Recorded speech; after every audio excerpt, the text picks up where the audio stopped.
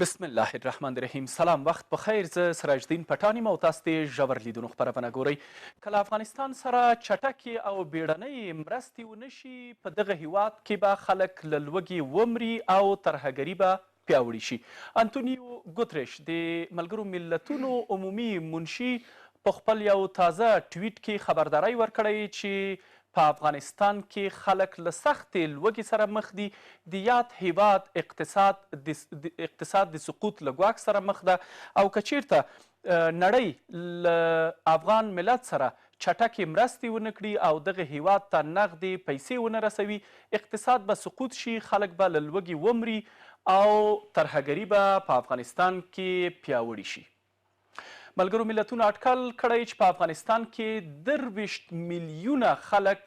له لوږې سره مخ دي او د سبا او بېګا ډوډۍ نه لري. زموږ نننی بحث همدې موضوع ته ځانګړی شوی او په بحث کې راسره میلمانه دي هر یو ښاغلی ډاکټر معین څمکنی د افغانستان د حق او عدالت ګوند او د جنوبي قومونو د یووالي شورا مشر او ښاغلی انجینیر ګل اغا حسني په افغانستان کې د علمای کرامو روحانیونو د سولې عالي جرګې مشر. قدرمنو میلمنو ښه راغلاست، ستړي مشئ، سلامت اوسئ. ډاکټر صاحب، بحث به له تاسې پیل کړو. د ملګرو ملتونو د عمومي منشي ګوتریش تازه خبرداری څنګه ارزوئ؟ اساسا واقعا که چیرته د افغانستان له خلکو سره لازمې مرستې، بیړنۍ مرستې ونه شي، دغه ناورین رامنځته کیدونکی ده؟ مننه د لوی بخونکي او مهربان الله په نامه تاسو ته او حسني صاحب ته او ټولو لیدونکو او اوریدونکو ته د زړه له کومې نیکې هیلې او پېرزوینې وړاندې تر یوه کچه و، ځکه چې کله چې انسانان مجبور شي نو بیا کولی شي چې بیا ډېر ځان په ارزانه خرڅ کړي. د افغانستان تاریخ ته که موږ وګورو، په د 43 کالو کې دلته د امپریالیستي قوتونو هغه که سره و او که تور و، هغوی دلته فقر رامنځته کړی دی چې د فقر په ذریعې سره د خلکو هغه اساسي توجه چې د ملک د جوړونې دپاره ده او اساسي غوښتنې دي، د هغو نه یې د فقر د لاسه خلکو توجه بلې خواته اړولې ده. اوس هم چې کله په دې اساسو شیبو کې دا خبره کوي، دا صدق د دې سره کوي چې کله چې د امریکایانو بدون له دې نه چې په مسؤلیت د افغانستان نه ووځي، دوی د تېښتې لاره غوره کړه. دوی د تیر حکومتونه د 20 کاله په ځان پورې تړلي حکومتونه وو، یعنی تش په نامه باندې دلته افغانان پکې ناست وو، لیکن هغه کومې اساسي نکتې چې وي لکه لوژستیک، تمویل و سیاست و کردار، دا ټولې د دوی سره وو. نو اوس هم د بانک سیستم تر ټولو ډېر مهم دی. که چیرې د بانک ته مستقیما پیسې تزریق نشي ډالر، نو که موږ د بانک سیستم د لاسه ورکړو، موږ یوازې یوه ټیټي چې هغه په تجارت کې د پیسو لیږل دي هغه د لاسه ورکړو، موږ خپله پل شو. د موږ د سیمې څنګ ته د ګاونډي هېوادونه چې دي، هغو دپاره خو که هر نوع شرایط په افغانستان کې راځي، هغوی خو باک نه لري، ځکه د هغو خو ګټه په دې کې ده چې افغانستان تباه وي. لکه په تیر کې چې موږ به په دې تلیفون نسي، څوک به مرکزي اسیا ته تلل، څوک به ایران ته تلل، څوک به پاکستان ته تلل، هغوی خو همدا غواړي. اوس دلته چې افغانان په داسې سخت شرایطو کې راګیر شوي دي، موږ په حقوقي لحاظ د ملګرو ملتونو په مؤسسه باندې دا حق لرو، ځکه کله چې په 1946 کال کې د ملګرو ملتونو مؤسسه جوړېده، په هغه وخت کې د افغانستان هیواد تقریبا په لومړنیو بنیادګرایه هغه کې و، د بنسټ ایښودونکو کې ډله کې و. نو په دې اساس سره حق مو دا دی چې کله په موږ کې یا سیاسي یا اقتصادي ناورین راځي، په صورت کې دوی باید موږ سره مرسته وکړي. د ګوتریش نه بیا مننه کوو چې ده په داسې اساس وخت کې دا کار کړی، او که چیرې ونه کړي، که دا کار نړیواله ټولنه ونه کړي، دوی دوو ستونزو سره مخ وي. لکه دوی هم ویلي دي چې تروریزم سره به وده به دلته وکړي، دا رښتیا خبره ده. او علاوه د دې نه بیا به نو دغه ملک د نړیوالې ټولنې نه به بله لار نیولې وي، نو په هغه صورت کې به بیا نړیواله ټولنه خو مسؤله وي ټولې نړۍ. ډاکټر صاحب، ولې د افغانانو غږ نه اورېدل کیږي سره له دې چې نړیوال سازمانونه یا ادرسونه دغه غږ بدرګه کوي؟ ظاهرا د خبرو تر کچې دا تاییدوي چې افغانان له لوږې سره مخامخ دي، له بیکارۍ او بېوزلۍ سره مخامخ دي، دلته اقتصاد د سقوط له ګواښ سره مخامخ ده، اما بیا هم په عمل کې داسې څه نه ترسره کیږي چې دغه خلک وژغورل شي. ګوره اوس په نږدې کې دا یوه خبره راووته پرون راردېسې چې یو امریکایي انجینر چې دلته د خصوصي کمپنۍ سره و، هلته د امریکې ولسمشر جو بایډن دا خبره کوي چې که چیرې دا انجینر راخوشی نه شي، په صورت کې به طالبان د رسمیت پېژندنې تمه نه لري. یعنې ګوره دوی دغه خپل یوه سړي ته دومره اهمیت ورکوي، مکمل موږ یو مملکت ته اهمیت نه ورکوي. دا په خپله د سیمې ځینې هېوادونه دي کیدای شي دا د یغو بعض وخت موږ سره دوی دوه ګونې لوبه کوي چې په خوله وایي چې نړۍ باندې غږ کوي، لیکن په حقیقت کې نه غواړي چې افغانستان په رسمیت وپېژندل شي. او بالعکس دلته کیدای شي ځینې هېوادونه دلته تهدیدونه بالکل رامنځته کوي چې یو تعداد خلک په دې وډار دي چې که چېرې تاسې په مستقیم ډول د چا سره په مذاکره کې شوي، نو په صورت کې به تاسې به د حکومت په سیستم کې نه وئ. اوس نو دلته یوه بله د ساړه جنګ یوه څپه بېرته روانه ده. د امریکې په وتلو سره دا په هغه نه وه چې موږ وایو داسې تصادف ده، دا په تدریج ډول و. دا ډېر په تعبیر سره امریکا د قدم واخیستو سره د خپلو انډیوالانو وي چې نوره دوی دلته په اسیا کې د چین او د روسیې او د هند د پوره قوت مخ ته تګ سره دوی دغه ځان حس کړه چې موږ به یې دلته نوره نه وو او که وو له لرې نه به وو. اوس دوی په خپله ګوره عین وخت کې چې د کوډا په نومه یوه اتحاد رامنځته کړی دی، امریکا، جاپان، هند او استرالیا، دا په خپله دوی دلته جیوپولیټیک فکر لري په دې ساحه کې. نو چینایان هم یا روسان هم دوی ته هم امریکا په خپل صورت سره اغېزتوي ده، مشکلات جوړوي. د اوکراین موضوع، د تایوان موضوع، همداسې کیدای شي په منځنۍ اسیا له طریقه په کازاخستان کې چې کومه یکدم د یوه موضوع رامنځته شوه، په مقابل کې ډېر سخت عکس العمل بیا د سیمې هېوادو وښیي، خپله روسیې. دا هر هغه څه دي چې دلته ملګرو ملتونو مؤسسه وایي چې که دغه افغانستان سره دا کومک ونه شي، نو موږ به د افغانستان به وژنې ته ځي او دلته به تروریزم وده کوي. آیا د تروریزم دپاره خو یوه برنامه دوی په پلان کې بله نه لري چې دوی وغواړي چې د افغانستان کې د دغې لارې تمویل کړي؟ نو په سیمه کې یو غټ سیاسي او نظامي بل حرکت ته اړتیا شته. کیدای شي ځینې ملکونو کې له ساره جنګونه ونیولی شي چې په هغه په نقشه کې په نښه شوي وي. نو یو خو ظاهرا اوکراین دی. نو ډاکټر صاحب فکر کوئ چې یو شمېر هیوادونه عمدن و قصدن د افغانستان په بېثباتۍ کې خپلې ګټې لټوي؟ یقینا همدغې دپاره لاره چاره برابروي. ګوره چې اوس موږ دغې ورځې نه چې امریکایان وتلي، دلته بیړنی حالت اعلان شوی دی، د اسلامي امارت راټینګ شوی دی. څو ځله په سلهاوو میلیونونو ډالره کومک وشو، لیکن تر اوسه پورې خو موږ دلته عملا څه ونه لیدل. ډېر کم څه مو ولیدل. هغه ممکن داسې وي لکه دا ټول کومکونه چې سره جمع کړي، نو موږ سره یې د 500 میلیونو کومک کړی وي، دا به په ډېره وي. موږ خو هماغه لوږه ده، هماغه لوږې کچه ده. خلک د یخنۍ نه په ډېرو ځایو کې د سخت ستونزو سره مخامخ دي. خلک په تدریجي ډول څه چې لاس یې لرل هغه یې ورکړل. نو ډاکټر صاحب په بخښنې سره دلته خو کیدای شي یو شمېر هیوادونه د افغانستان په بدبختۍ یا جګړې کې خپلې ګټې ولټوي، اما یو ډېر شمېر هیوادونه کیدای شي د افغانستان په ثبات کې د دوی ګټې نغښتې وي یا د افغانستان په ثبات کې خپلې ګټې ولټوي،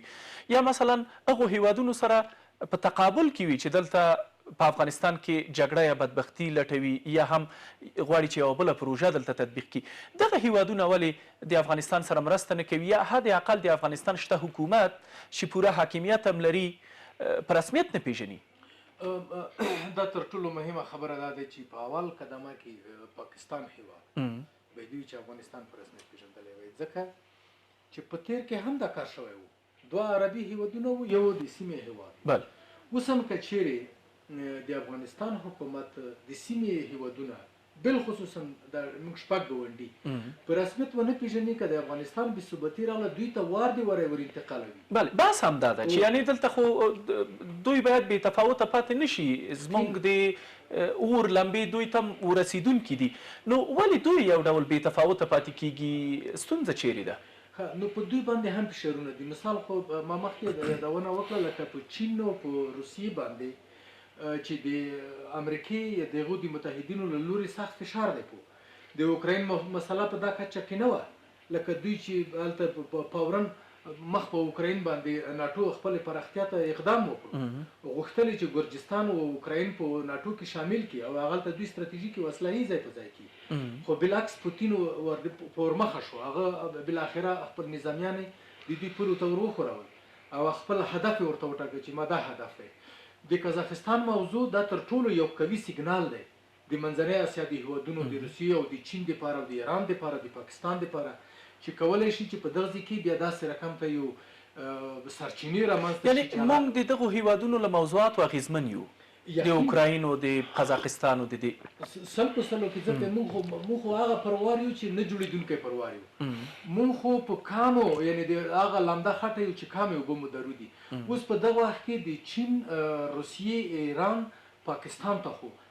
یعنی سل په سلو کې منځنۍ اسیا هیوادونو ته خو دا اړتیا ده چې د افغانستان حکومت تر هنده پورې په رسمیت وپېژني تر څو چې د آسیا ثبات رامنځته شي که د آسیا ثبات چې د افغانستان زړه دی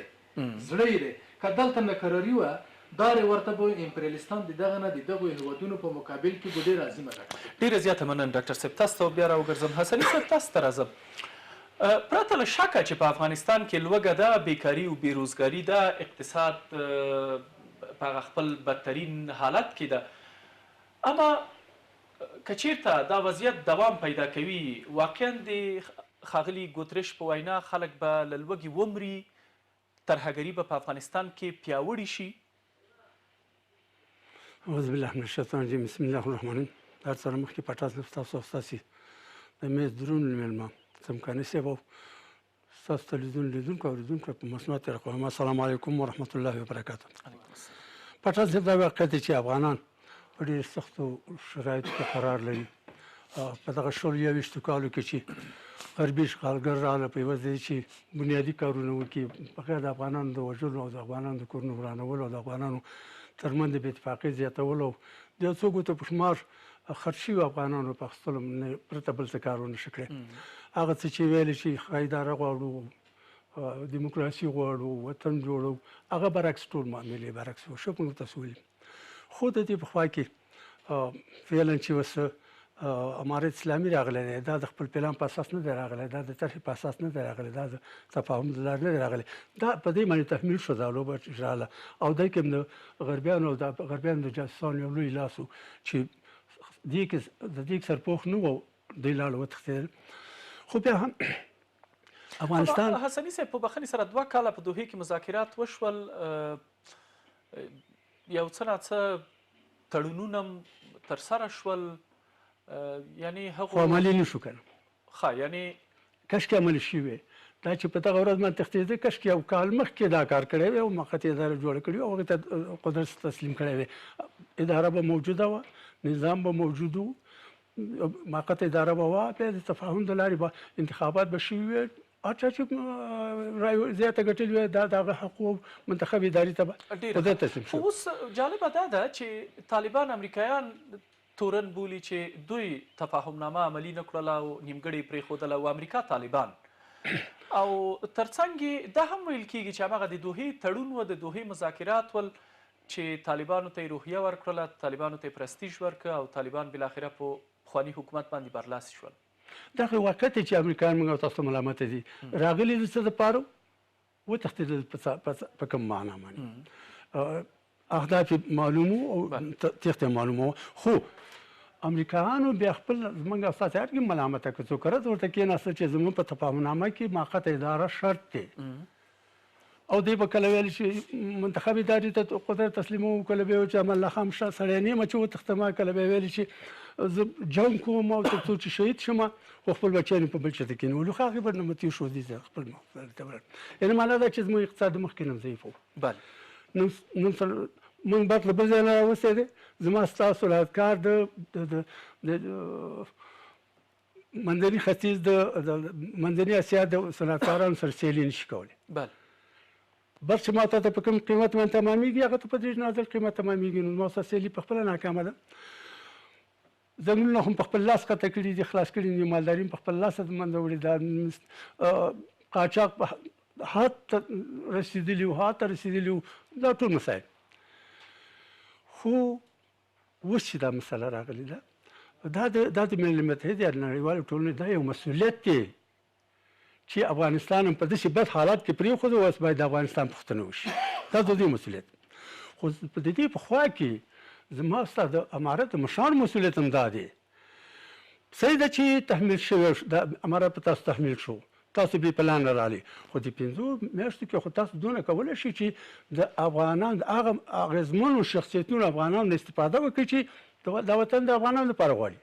او دا وطن د آبادولو لپاره کار کوي، په دې وطن کې د اوسېدلو اراده لري، په دې وطن کې د کار اراده لري، باید هغې نه خو استفاده وشي. د بل طرفه اما امارت وایي چې ښه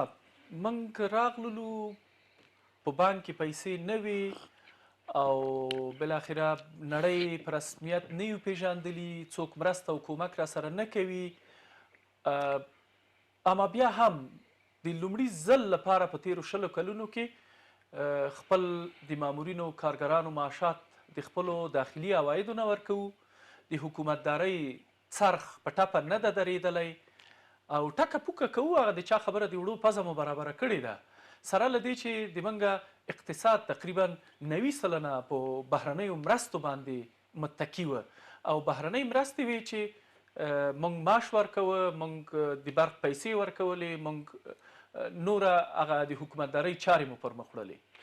پټان صاحب د دې نه هېڅ امکان نشي کولی چې د امارات په راتلو باندې موږ تاسو ډېر لاسته راوړنې لرو. هغه چې د ورځې 300 ځوانانو ته به مرګ ژوبله وخته شکر ختمه شوه. هغه چې مثال د افغانستان د تجزیې ګواښونه به راته کېدل الحمدلله ختم شو. هغه چې کاغذي پړانګان بیا راته راویستي چې وزارتونه ورکړي، ولایتونه ورکړي، پیسې ورکړي، الحمدلله ټول دنیا ته معلوم شي چې دوی ته پړانګان جوړ کړي، په حقیقت کې چې هم نفوس یې نه لرم، جیبونه خپل شو، واک هم خپل شو ډېر، او امنیت الحمدلله بالکل تامین دی. مخکې په تورې لیکې نه اخیستی نه شي، اوس الحمدلله چې چېرته ځي ازادانه تللی شي شپه ورځ. دا ډېرې لاسته راوړنې دي، باوجود دی چې د امارت دغه مسؤلین نه پوښتنه وکړه، هغه نن معاش نه لري او وایي چې دلته هغه څه پخوا دغه کارونه په میلیاردونو ډالرو باندې نه کېدل، اما نن سبا وړیا ترسره کېږي. مثلا پخوا به چا د یو زورواکي یا د یو غاصب یا د یو چورواکي ګریوان ته لاس نه شو راچولی، سره له دې چې دلته مو 350,000 پوځ درلوده، قضا مو درلوده، محکمه مو درلوده، سرانوالانو، قاضیانو، مامورین د دولت او حکومت مو درلودل، اما چا قانون نشو تطبیقولی. که موږ آزاد قضاوت وکړو پټان صاحب محترمه، د هغه تر موږ نظام نشو ویلی چې تېر شو. نظام امداد چې شروع دی، خو دلته چې کمبوتات باید ماو ته ورته ومیو او ماو ته ورته غېږ ورکړو او دا کمبوتات باید حل کړو. هغه ده د امارت اعلان دی که نه، خو قانون نشته، واحد بیرغ نه لرو، واحد دریځ نه لرو، واحد تګلاره نه لرو. دلته د امارت مسؤلیت دی چې بیا به هم درته وایم چې غلامان کرام، روحانیین، متنفذین، هغه په دې دین او وطن مین اشخاص دا باید راوغواړي، هغه چې مصارفات مو نه کړي چې د یوې جرګې دپاره به 5 میلیونه 6 میلیونه ډالر لګوي. دې باندې به هم بحث وکړو سني صاحب، خو راځئ اوس د دې ګوتریش په څرګندونو باندې دغه ځای ته راځم که نه. واقعا دلته لوږه یا بېوزلي دې حد ته رسېدلې ده چې افغانان له لوږې ومري، او همداراز که چېرته دا وضعیت دوام کوي، نړۍ مرسته نه کوي، نو یو ځل بیا کیدای شي دلته ترهګري پیاوړې شي، دلته جنګ جګړې پیل شي، دلته انفجار او انتحار او داعش او داسې نورې ډلې راوپنځېږي. پټان صاحب محترمه دا به درته وایم چې ترهګري مخکې هم نه وه په افغانانو کې او نن هم نشته او را به هم نشي خطر جمع اوسي. او د لږې په مرګ باندې موږ هېڅ عقیده نه لرو. زموږ باور دا ده چې زموږ روزي موږ ته خالق راکوي، روزي رسان خالق دی. په بحرونو کې چې حیواناتو ته ورکوي، په ډاګونو کې چې حیواناتو ته ورکوي، ما ته یې راکوي روزي. منتهه خبره دا ده چې ما ته یو مسؤلیت لرو، ما ته مسلمانان او افغانان دا ملت او زموږ استاد د ملت مشران دا یو مسؤلیت لرو د خپل ټولنې په مقابل کې، د خپل خدای په مقابل کې، د خپل ملت په مقابل کې. هغه دا چې موږ څنګه کولی شو چې داسې لارې موږ تاسو طرح وکړو، داسې لارې مخته کړو چې په خپله خودکفا شو، خپل افغانان په خپل خو ودرېږي. د ترهګرۍ د پیاوړتیا امکان څنګه نشته؟ مخکې ډاکټر صاحب وویل چې بېوزلي، بېروزګاري، لوږه به د دې سبب شي چې یو ځل بیا د افغانستان د ملت نه سربازګیري وشي، یا کله چې سړی وږی شي نو پرته له شکه چې ارزانه خرڅېږي یا هرې خوا ته لاس اچوي. دلته خو متاسفانه لا هم د داعش په نوم یو څه شته، او په 2021 کال کې تر ټولو ډیره قرباني د افغانستان د خلکو نه د ډلې اخیستې وه. د دې ترڅنګ ځینې نارې او سورې به تاسې اورئ د مقاومتو د نه پوهېږم چې شي جبهه او د چې شي جبهه که چېرته دغه لوږه او بیکاري او بېروزګاري دوام کوي دغه ډلې او ټپلې افراد او اشخاص د دې خلکو نه استفاده نشي کولی؟ پرسنس میره این دقه ځای کې ده دوی پې چې نومونه ږدي د هغه بېله خبره ده خو زما ته خپل نوم ږدو ما ته پې نوم یې خدای دی نوم تا ته یهود او نصارا ته په کمین کې ناست دي ټلواله دلته په کمین کې ناسته ده مافیایي کړۍ دلته په کمین کې ناست دي هغه چې پرون د افغانانو په وینو کې ګټې وي هغه ته په کمین کې ناست دي اوس بس هغه د تعریف د ترهګرۍ هم همدا ده چې څوک ویره خپروي موږ وژني هماغه ترهګر دي دا چې هر څوک وي دا دلته په کمین کې ناست دی واقعیت دی خو دلته ما ته د څه نه باید استفاده وکړو زما ستا امارات باید د هغه افغانانو لارو ته به راشو حسني صاحب په ډېرې بخښنې سره زه غواړم دا وپوښتم چې که چېرته دغه لوږه او بېچارګي دوام پیدا کوي د دې ویره نشته چې دغه ډلې او ټپلې به تغذیه شي او یو ځل بیا به په افغانستان کې جګړه ونښلي او هر ځای به انفجار او د دې لپاره به ته زه شي یم غربیان هم د دې اراده نور نه لري چې افغانستان دې ونیسي شرقیان هم نه لري ځکه دوی خپل امکانات ټول په کار واچول الحمدلله ناکام لاړل او زه ته په اطمینان وایم چې 50 کالو پورې به هېڅ ابرقدرت دلته پیدا نه شي چې افغانستان د نیولو اراده وکړي هېڅ ابرقدرت دا ته زه په اطمینان وایم او داسې ټکه ټوکه به هم نه وي بل ټکه ټوکه به هم نه وي ټکه ټوکه هم نشته خو لږ څه ما او تا دپاره ځیرکتیا پکار ده هغه ده بیا به هم درته وایم په پرون جنګ کې افغانان قرباني و د بل چا د تحمیلي جنګونو نه بله او که بیا راځي هم د بل چا قرباني وي خو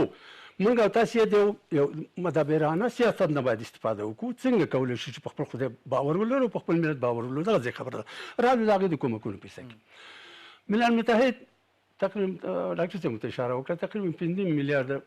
ډالر یې یو غوښتنه وکړه او خواوشا 3 میلیارده ډالر یې نور ټول کړي دي خو تر ننه پورې تا ته 10 میلیونه یا 40 میلیونه ډالر نه دي رالېږلي هغه هم داسې رالېږي چې په 80% بېرته د دوی په تنخواګانو کې ځي او 30% زما او ستا افغان ته رسي ډېره زیاته دا په دې خاطر باندې چې ما او تا به د هغې نه حق هم پې دی صحیح په دې متحد ما او ستا حق دی موږ د دې قومندې دایما منلي دي خو توقع به چې دونه نه کوو ما او تا به خپل ځان جوړوو خپل افغانستان به د افغانانو لپاره کور ودان تاسو ته بیا راوګرځم قدرمن لیدونکو تر لږ ځنډ وروسته بس ته راګرځو بیا هم ښه راغلاست ډاکټر صاحب لږ څه د تاسې نظر د حسني صاحب په څرګندونو باندې غواړم ولرم چې د دې امکان نشته چې دلته د ترهګري پیاوړي شي یا د بیا جګړه پیل شي او یا هم کوم بل زبرځواک د زړه ښه کړي چې افغانستان ته راشي د تاسې نظر په دې تړاو څه ده او زما پوښتنه دا ده چې ولې دغه بهرنۍ مرستې لکه څنګه چې باید موثریت ولري داسې موثریت نه لیدل کیږي نه تر سترګو کیږي په خبرونو کې اورو چې دومره ډالر فلاني هیواد مرسته وکړله دومره ډالر فلاني ادرس مرسته وکړله اما داسې ملموس نتایج په ټولنه کې نه تر سترګو کیږي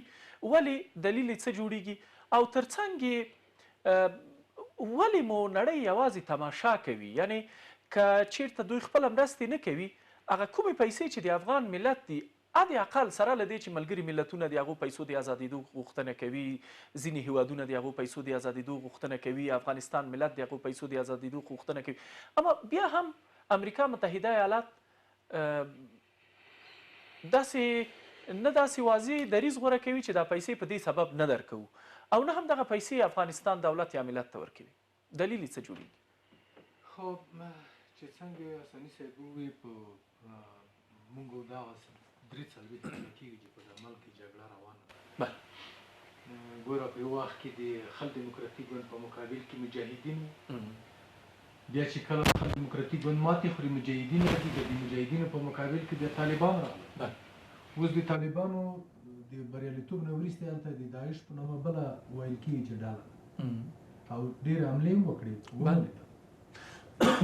کېدای شي چې د داعش بیا زوړ شي بیا په مقابل کې بل راشي دغه د دوی چې شبیه نظامي ډلې ورته وایي دوی که خپل پوځونه چیرته لیږي هلته خو دوی د ژنیو د کنوینسیون له مخې یا فرضاً د هغو تفاهمنامې چې دوی د ملګرو ملتونو په سازمان کې کړي دي د هغو پر اساس دوی چې پوځونه لیږي هغه به دوی یوه موافقه ترلاسه کړي او که ترلاسه یې نه کړل نو د هغه ته تېرې کوونکی پوځ وایي دغه ډلې دوی سوریه کې هم دغسې تربیه کړي په افغانستان کې هم داسې تربیه کړي، په یمن کې هم دي، عراق کې په نور عراق کې دي، په ټولو ځایو کې هم تر لبنانه پورې دا ورسېدی. اوس خبره دا دی چې اول خو د جنګ جګړې هغه کارخانې او فابریکې چې کله د تولید د دغو اسلحو کوي دغو دپاره باید وي، ځکه چې مصرف باید ولري. علاوه د دې نه دا یو پیریوډیک شکل هم لري چې په کومو هېوادونو ته څه خلک ته لوټ شي. هغه د دوی د جنګي ستراتیژیو په مقابل کې داسې نه ده چې ټول د امنیت شورا د 5 دایمي غړي دي، دوی په خپل منځ کې نه کیني، دوی په خپل منځ کې د تړلو دروازو تر شا غونډې لري، یو بل ته خبره کوي، یو بل ته ګواښ هم کوي، لکه شطرنج کوي چې که ته دا کار ونه کړې زه به دا وکړم، که ته دا ونه کړې زه به دا وکړم. خبره دا دی چې خامخا دلته چې د فقر ساتي موږ اول په پوهېږو چې دغسې کې یوه برنامه روانه ده، د یوې برنامې دپاره تیاری نیولی کېږي. اوس نوره فرانسه په لوی لاس بحث لري چې موږ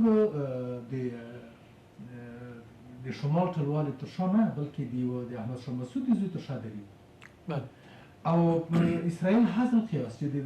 په تاجکستان ته ور وختو مهاجرینو سره چې دوی یوازې هلته مرسته کوي، خو دوی هم په دې کې لیوالتیا لري چې هلته غواړي چې یو سیاسي برنامه په راتلونکي کې نظامي وولري. د دې خوا ته چې ایران غږ کوي چې موږ ټول شموله حکومت غواړو، هغه هم خپله برنامه په راتلونکي کې لري. دغې خوا ته چې پاکستان وایي چې د افغانستان خاوره تر اوسه پورې زموږ په مقابل کې کارولی کېږي،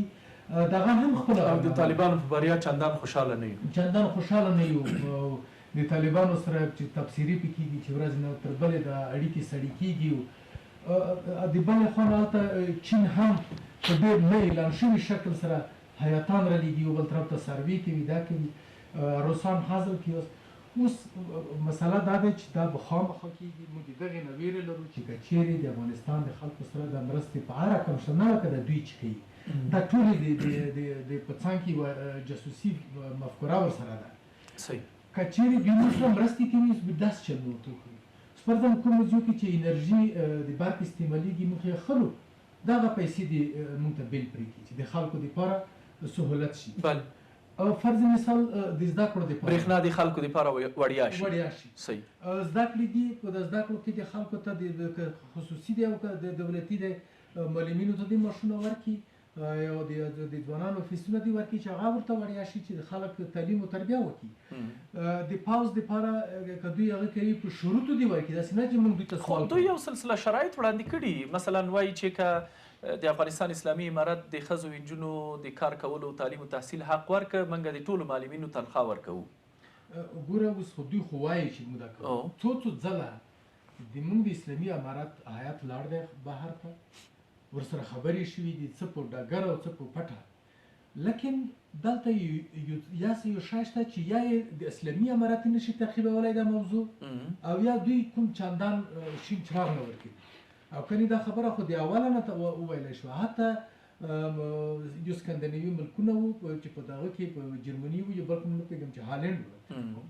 هغوی دواړو وویل چې موږ د ښوونې او روزنې او د روغتیا وزارتونه موږ په غاړه اخلو، چې موږ دغه کو نن ګوره موږ په د افغان جاپان په هغه کې په روغتون کې دومره شی نشته چې هغه د کرونا ټیسټ وکړي. او حکومت هم ته بیا ګوره چې حکومت ته خو معلوم ده چې مهرباني وکړه دغه الکوزی صاحب نه خو په دغه ځای کې ګټه واخله، د افغان جاپان روغتون خو د الکوزي صاحب ته ورکړه چې دغه د کرونا دوا خو خلکو ته توزیع کوي. ګوره دا ټول سره بې برنامې طبیب الکوزی ښایي، طبیب حکیم الکوزی نه دی هغه چې د کرونا دوا یې جوړه. اوس بعضې مسایل داسې دي چې موږ که خپله سره پکینو، طالبان او د نور خلک دا ټول سره پکینو، زه فکر کوم چې موږ به د خپل د ملک خپله وایي څنګه موږ په وطن کې لویه پکتیا کې هغه دی وایي هر سړی د خپل خرڅوړي په خپله وګنډي، خپل ټوکري دي په خپله وګنډي. نو دلیل تاسې څه بولئ ډاکټر صاحب؟ دلته ظرفیت نشته، موږ په ډیپلوماسۍ او سیاست او حکومتدارۍ باندې نه پوهېږو، داسې په کار پوه او متخصص افراد او اشخاص نشته د چارو په راز کې، او که نه نړۍ موږ سره دوه مخي کوي، په خولې یو څه وایو، په عمل کې بل څه کوي. اول خو د موږ ظرفیتونه ځکه زیات دي، خو دغو ظرفیتونو نه په تېر نظام کې چا ګټه نه ده پورته کړې. لکه د تاسو په شان سره ځوانان چې تعلیم یافته یې، تاسو ته چا دندې نه درکولې، هغه چا ته دندې ورکولې چې هغه د دوی د استخباراتو سره تنظیم و، په نورو هېوادونو کې دویم پاسپورت درلودو، هغو ته دوی لومړیتوب ورکوو. بلې طرف ته اوس چې اسلامي امارت منځته راغلی دی، اسلامي امارت په دې کې خپل وعدو کې لږ پاتې راغلو ځکه دوی موږ هم داسې انګېرله چې سیاسي بستونه د طالبان په خپلو لاسو کې واخلي چې ملک اداره کړي په سیاسي لحاظ لیکن په تخنیکي بخش کې موږ غوښتنه دا وه چې دوی د خپل د کورني ظرفیتونو نه استفاده وکړي دا هم ونه شوه ظرفیتونه شته په دې کې هیڅ شک نشته لیکن برنامه نشته یعنی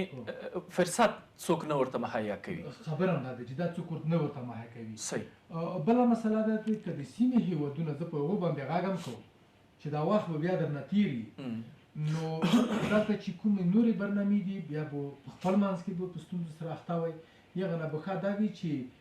هغوی که موږ په رسمیت نه پېژني دغه هېوادونه د موږ په رسمیت وپېژني ډېره مننه د خپلو اړتیاو پر اساس سلامت اوسئ ډاکټر صاحب تاسو بیا راوګرځم اساني صاحب څه لرو چې دا وضعیت پې کابو کو پې مدیریت کو او خپل خلک ماړه کو او د دې ناورین او بحران څخه راووځو پټان صاحب ما مخکې عرض وکړ بیا بیا موږ خو ته راته وایي چې اوس بیا اوس خو نوبت راغی باید وي مهرباني د افیلي حالت چې کوم دی پښتانه وایي تا دې ورځ توره تېره د دې خو ته زه ډاډ در کوم چې هېڅ امپراتوران او بیا اشغالګران بیا دا اراده نه لري دې ته ډاډ در کوم جوړباډ هم پخپله وایي چې افغانستان د امپراتوري وادیره ده اما ډاکټر صاحب وویل چې څه پروژې یا څه برنامې په لار کې دي دا چې افغان ملت وږی ساتل کېږي دا چې دا پیسې ورنه کنګل ساتل کېږي لازم ډاکټر صاحب خبره زه نشم راتولی واقعا خو لازم دغه ځای ولې دا کار کېږي دا یو مانوري دي چې اجرا کېږي او باید اجرا شي دا زما ستا په ګټه مرګ هم په ګټه نه دی وطن رانول هم په ګټه نه دی وطن جوړول هم په ګټه دی بله خو دغه زه د خپل امارت د مشرانو مې غوښتنه ده کومې وعدې چې تاسو د خپل خالق له عزت سره کړي باید هغه رښتینې تطبیق کړي صحیح شو دا وطن خواوشا 40 میلیونه نفوس لري دا په 1000 شل 1000 کس باندې نه جوړېږي ځکه موږ ډېرې کنډوالې لرو ډېرې ورانې لرو موږ اقتصاد د اول نه صفر شروع دی بغیر د جنګ نه ملکانو دی کړی 8 کاله موږ په جنګ کې تېر کړي زمونږ امارت هم باید د وړو پوزه کېږي دنیا والو ته هغه ده او اعلان کړی مې د امارت دی قانون مې نشته بیرغ مې واحد نشته دریځ مې واحد نشته داخلي او خارجي پالیسي مې په لیکلي تور نشته شفاهي خو هم کنه شفاهي خو بېله خبره د هېواد په شکل موږ او تاسې نه یو هېواد قانون لري بیرغ لري سمبول لري دا پروګرامونه دي نظام لري زموږ نظام یو څه نوم لري قانون هم بل شی دی او روان په بله لارې موږ په خپله د خپل دولت په رسمیت نه دی پېژندلی خو امارت به وایي چې قانون مو قرآن ده ځکه د اسلامي نظام هېڅ شک نشته مدعي هېڅ شک نشته خو دا په قرآن باندې ټول پوهېږو بله متاسفانه نه داسې چا خبره د مخې نه به هم ډېر کم خلک لوستلی شي نو چې نه پوهېږي ټول پرې نه پوهېږو نو بیا خو دا قانون د افغانستان لپاره دی که د بل چا لپاره نو که چې د افغانستان لپاره داسې قانون باید موږ ولرو چې افغانان پرې پوه شي صحیح سمه ده همدغه د قرآن نه دي راوباسي موږ تاسو مفتیان لرو موږ تاسو علما کرام لرو موږ تاسو متنفذین لرو موږ تاسو سیاسیین لرو دې د هغوی کې 3000 4000 هغسې میلیارډونه میلیونونه پرې نه لګوي ورته ودوي چې وروره شړومبه سکرو به دلته خوري او د خپل وطن دپاره قانون یو کړنلار جوړ کړي د اسلام په چوکاټ کې سل په سلو کې د اسلام په چوکاټ کې نو دا قانون به ته دنیا ته ښکاره کړي دا مې قانون دی وروره ګاونډیانو سره مې دا تګلاره ده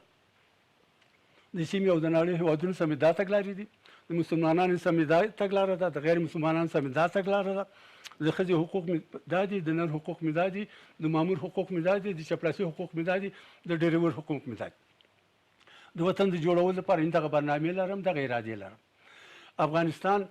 څومره چې ما او تا ګوره ضرورت لرو موږ ډېر لرو خو دنیاوال هم افغانستان ته ضرورت لري پټان صاحب محترم امریکا ولې هم دا امې راته پیسې کنګل کړي دي امې مړه کړو امې راته وطن ران کړه بې سرپوښه دېګ پرې خو اوس پیسې هم راته کنګل کړي بیا ګواښو تلاش کې زه درېیمګړي هېواد سره د افغانستان لپاره په اجسته کې ګړېږم دا ولې دا کار کوي ډاکټر صاحب مخکې یو خبره وکړه او علمي خبره هم ده دلته امریکا رقابتونه په اسیا کې لري چین دی روس دی ایران دی هند دی ځکه د امریکا یو لوی اړه پاکستان دی پاکستان نه ورانوي خاطر جمع اوسئ خو اوس یو مشکل سره چې امریکا مخامخ دغه دا چې دلته باید داسې یو ټول شموله حکومت موجود وي چې د ولسونو په خوا راشي د افغانانو په خوا راشي دې ته امریکا څه اړتیا لري آفرین امریکا ته دا اړتیا لري چې افغانستان به د افغانانو شي، نه به د هند پلو شي، نه به د ایران پلو شي، نه به د امریکې پلو شي، نه به د روس پلو شي. داسې افغانان ملته راشي چې هغه به افغانستان د افغانانو دپاره غواړي. خو دا څه خو د افغانستان اسلامي امارت وایي که نه چې نه به مې د خاورې څخه څوک تهدید شي. په دې کې شک نشته، په دې کې شک نشته. تر ننه پورې الحمدلله نه چا رامن تعرض کړی، نه ما او تا په چا تعرض کړی، تر نن پورې دا کار کړی. خو هم پکې دا ویله چې افغانستان یو څلورلارې کیدی شي د اقتصاد د نقطې نظره د جنوبي اسیا او د مرکزي اسیا په منځ، د شرقي اسیا د غربي اسیا په منځ کې یو او چین کوشش کوي چې ایران ته لنډه لار پیدا کړي. هغه ده پاکستان کوشش کوي چې مرکزي اسیا ته لنډه لار پیدا کړي. هغه ده ایران کوشش کوي همدغسې. خو د دغو ټولو څه د ترلاسه کولو لپاره موږ کوردیننه دغه ظرفیت لرو. موږ ادې اقل داسې افراد و اشخاص په داسې ځایو کې ځای په ځای کړي دي چې دې ته لومړی د کاغذ په مخ یو څه ترتیب کړي، یو څه ولیکي، بیا یې د عملي کېدو ژبه او انرژي زور او ځواک ولري. الحمدلله فعلي اداره زموږ استاد د دې توان لري چې دا کار وکړي. خو بیا به مې ویم چې افغانان را شریک شي د ادارې ته. نو اوس ټول افغانان، مطلب مې افغانانو کې ټول افغانان داسې نه دي چې هر افغان پکې خپل ځان ویني. صحیح. ډریورم باید پکې خپل ځان ویني، زه ډریورم. کلینر باید خپل ځان ویني، زه کلینرم. د دې ملت کلینرم، د دې دولت کلینرم. او سیاسي هم کې ځامي. ډیره زیاته مننه سړي صاحب. دا څنګه ممکنه ده؟ بیا به درته راوګرځم که اجازه وي. قدرمن لیدونکو تر لږ ځنډ وروسته بس ته راګرځو. بیا هم ښه راغلاست. ډاکټر صاحب کول څه پکار دي؟ د حل لاره څه ده؟ څنګه د دې بېوزلۍ، بېکارۍ، بېروزګارۍ او لوږې څخه خلاصېدی شو؟ څنګه بالاخره دغه امنیت انداسې ساتلی شو؟ څنګه هم خپل ملت په ځان باندې راټولولی شو او هم دنیا ته قناعت ورکولی شو؟ د حل لارې خو ډېرې دي. اول دا چې طالبانو په حقوقي لحاظ دغه درې موارد چې دي چې تمامي د ارضي تمامیت دی، په هغه کې قانون پلي کول دي او امنیت راوستل دي. دا دوی تر هغه پورې کړي دي. خو د جوي حالاتو په تغییر سره ممکن بعضې ستونزې را پیدا کړي. خو دومره ستونزې به هم لږ وي. خو بیا هم که فرضاً په یوه ځای کې یو حمله وشي نو هغه د ټاپي پروژه خو د موږ نه مطالعه کولی شي. دغسې د کاسا زر پروژه ده، همداسې د تاپ پروژه ده، همداسې نوره مدنونه چې موږ لرو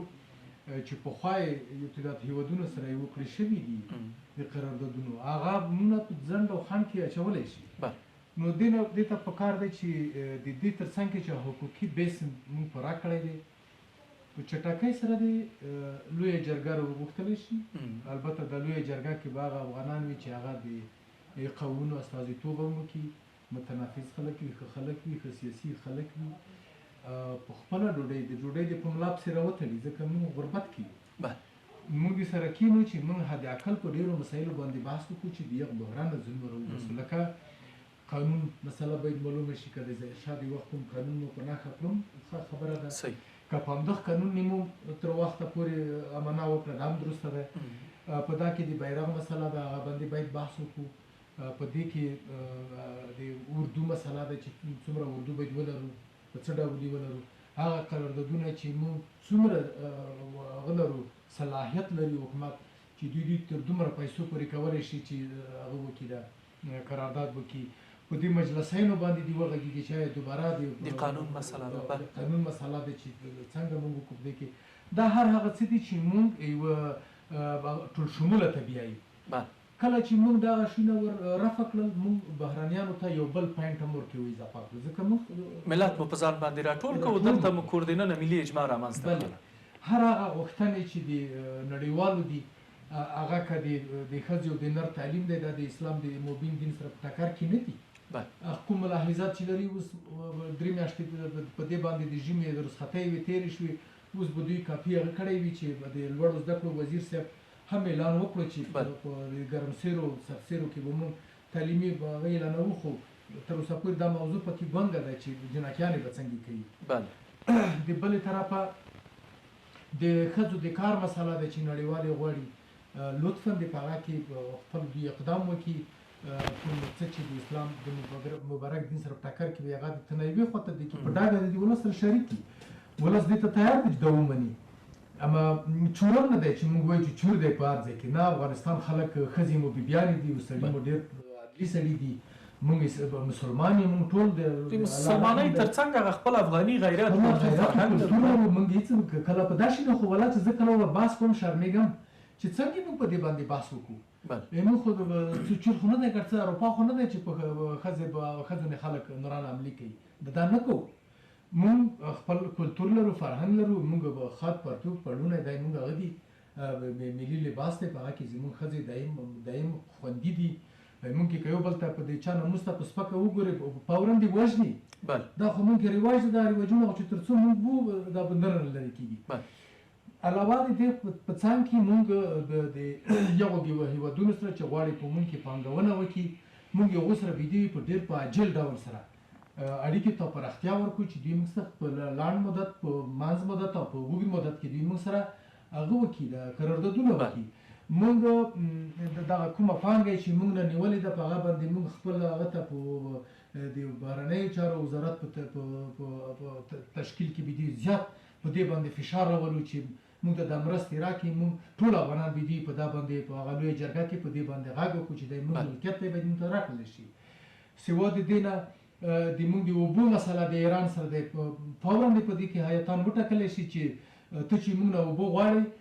نو موږ ته په مقابل کې یا ډالر راکړه یا تیل راکړه یا ګاز راکړه، هر څه چې په هر شي باندې چې وکړه وشوه. دا زموږ حق دی، ولو که تر جنګ بریده پورې هم ورسېږو موږ کولی شو. یعنې یوې ملي او عمومي مشورې ته اړتیا ده. یقینا د ټولو نه سوا چې کله موږ ټول افغانان سره کینو، پروا نه کړي که وار د واره موږ لویې جرګې ته ونه رسېږو، اول د یو ملي کنفرانس راوغواړي چې په یک کنفرانس کې د لویې جرګې دپاره موږ اجنډا جوړه کړو چې په دې مسایلو نه به بحث کېږي. بعد له هغه نه د خلک ورته په هدف کې شي چې څوک دغه هغه دپاره راشي، جرګې دپاره راشي چې په هغه کې به اول قدمه کې چې د افغانستان د ګڼ قومیزه هېواد دی، په دې کې د هر قوم نه دی 4-5 قومونه دي، یو قوم نه دی استازی نه پکې پاتې کېږي. ډېره ښه. اما ډاکټر صاحب یوه پوښتنه بله مطرح کېږي، اوس مثلا تاسې د یو سیاسي ګوند په راس کې یاستئ، یا د هغې نه مهمه پکې دا ده چې د افغانستان د جنوبي قومونو د یووالي شورا یا د قومونو د شورا په راس کې یاستئ. حسني صاحب هم همداسې د یوې جرګې چې هغې کې روحانیون علما کرام دي د هغې جرګې په راس کې ده. تاسې یا د اقل څومره دا سلا مشورې د طالبانو مشرانو چارواکو ته مخامخ ورکړي دي، یا د اقل تاسې داسې فکر نه کوئ چې د دې لپاره چې د دوی دې مسایلو ته ورپام کوي یو کنفرانس یا یوه جرګه یا یوه مشوره د رسنیو په حضور کې راوغواړئ او بالاخره په دغو مسایلو باندې بحث وشي، د اقل یو دوه درې طالب چارواکي هم راوغواړئ، یو څه قومي مشران، یو څه علما کرام، روحانیون مشران، سیاسیون راوغواړئ، بالاخره داسې یو ډېر تعداد خلک او مشران په دې څه باندې سلا مشورې وکړي تر څو د دې حکومت د موضوعاتو ته ورپام شي او دوی په لویه کچه راوبولي. په کار خو دا کار وشي، خو موږ لکه موږ حسني صاحب همداسې نوره هغه د مطبوعاتو لري د خدای رحم دی چې موږ دا خبرې د دوی چارواکو غوږو ته رسوو. علاوه د دې نه د ملک نه د باندې هغه افغانان چې هغوی په چورو چپاولو په غصبو په ستونزو کې نه دي، لاسونه په وینو ککړ نه دي، موږ یو اوس هم متداوم غونډې کوو د اوسنۍ ټکنالوژي نه په ګټه اخیستو سره. او د کور دننه موږ هم لږ څه احتیاط کوو. احتیاط په دې کوو چې د موږ د دغسې سلا مشورونه خلک بېځایه ګټه پورته نه کړي، اتهامات راوارد نه کړي. نو موږ چې هر ځل د طالبانو د مشرانو سره ناست یو په هغو کې یو تر ټولو ښه معیار دا دی چې دوی خبرې ته غوږ نیسي او دایما یې موږ ته ویلي دي چې تاسې موږ ته لار وښیئ، سلا راکړئ، مشوره راکړئ، یعنې هېڅ طالب به نه دی. ډېره مننه. نو په دې اساس سره زه وایم چې موږ هم دغو ته د ملک هغه دی، موږ هم حق لري یوازې دوی دغه ته نه پرېږدو ستونزو ته، دوی سره ګډه یون اجرا کوو چې تر څو پورې همداسې آګاهي عامه وو. ډېره زیاته مننه ډاکټر صاحب. حسني صاحب څومره مو دې څه ته تاسې اوږه ورکړې ده، څومره مو مثلا د افغانستان د اسلامي امارت له مشرانو سره داسې خپلې سلا مشورې له نږدې شریکې کړي دي د هېواد د ژغورلو لپاره، د خلکو د ژغورلو لپاره، او تر ټولو لنډه او مناسبه حل لاره څه بولئ د دې شته وضعیت د مدیریت لپاره؟ پټان صاحب زه خپل ځاني د امارت د پی ایل ان امارت دا 5 میاشتې تېرې شوې، زه ترې ډېر راضي یم ځکه ما هم مخکې وویل چې هغه بعضې منفي پروګرامونه چې مخکې وو الحمدلله اوس نشته. امنیت تامین دی، خبره دې اورېدل کېږي. پرون په تېر نظام کې زموږ اساس یو د نفراتو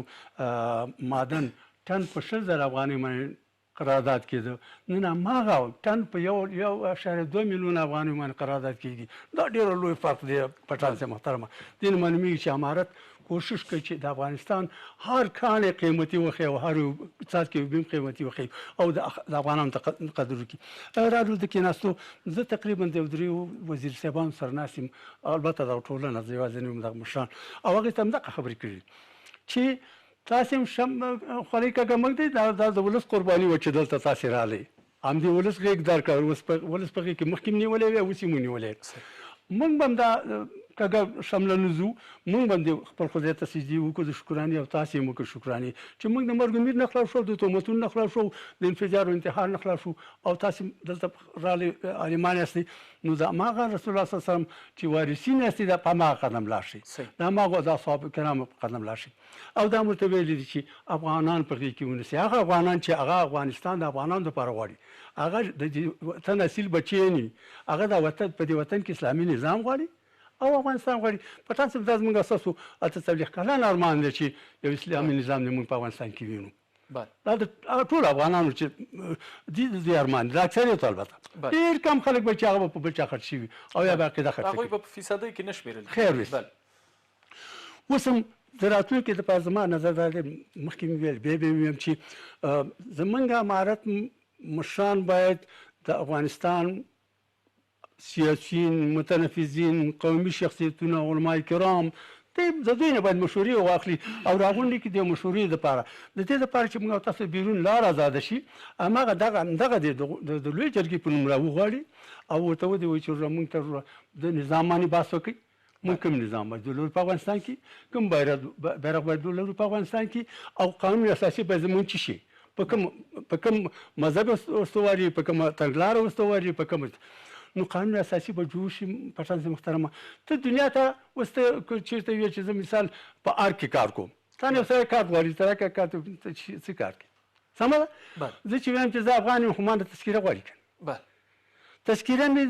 د هغه نظام ده، خو نظام مې فعلا امارت دی، څه نو دلته په نظام باسو شي، په انتخاباتو به باسو شي، په ټولو مسایلو باندې به باسو شي. دوی مخکې هم دغه چې راتلل هم د 16 میاشتو لپاره د دوی پروګرام چې 16 میاشتو کې به انتخابات به کېږي او بیا به منتخب ادارې ته قدرت سپارو. موږ ورته اوس هم دا 18 میاشتې دوی ته ورکوو، خو دونه ماړه وي تاسو لویه جرګه راوغواړئ، لویه جرګه به بیا تعیین د انتخاباتو وکړي، د نظام په عقل به بحث وکړي، د بیرغ په عقل به بحث وکړي، د قانون اساسي په عقل به بحث وکړي. بیا چې دنیاوال د تا قانون ښکاره کړو، دنیاوال په دې پوه شو چې افغانان کېناستل دا اداره یې جوړه کړه. زه ته په اطمینان ویم چې دنیاوال مجبور دي چې تا په رسمیت وپېژني، د یو ستر هېواد په صفت دې پېژني، نه د یو مظلوم هېواد او نه د یو کمزوري هېواد. ځکه پاکستان ضرورت لري زما سره موږ چې دلي دا پاکستان ضرورت لري یو قوي افغانستان ته چې دا لاره پیدا کړي، مرکزي اساس چین قوي افغانستان ته ضرورت لري چې جنګ پکې نه، یو انتحار انفجار پکې نه، یو ایران او نورو هېوادونو ته لار پیدا کړي. همدغسې هند، همدغسې روس او همدغسې چین. هدف مې دا دی او امریکا هم د خپلې اړیې نه استفاده کولی شي. اړیه خو موږ نه وړاندې اړخې تیاره شته، د پخوا موږ هم دوی موږ هغې کې څه کار لرو.